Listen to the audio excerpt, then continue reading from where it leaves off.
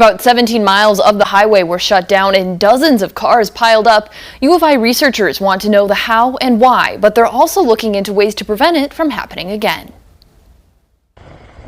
May 1st, 2023.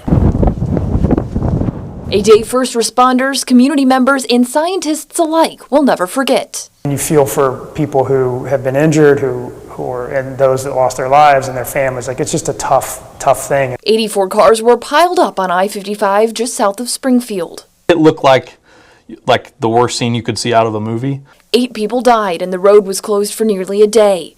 Now, U of I researchers inside this building are looking into changes so it doesn't happen again. We would like to see more of these federal dollars coming to farmers in the state and helping them invest in practices that will preserve soil health or improve soil health and avoid the kind of erosion challenges that we saw, or at least help mitigate some of those challenges. Jonathan Coppice says there's a few ways to do that. Whether that's no-till practices, cover cropping practices, or other kinds of practices that help preserve the soil and keep it from eroding. So far, his research shows bare soil is the most critical component of a dust storm, but other aspects of the land can create the problem too. Normally trees serve as a windbreak.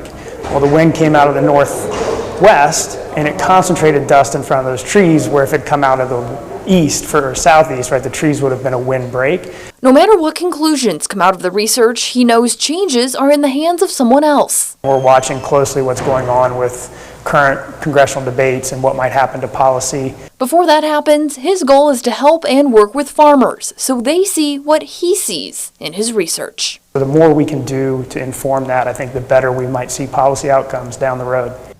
As for the next steps in the research, he says the team will look at models that other scientists have been putting together.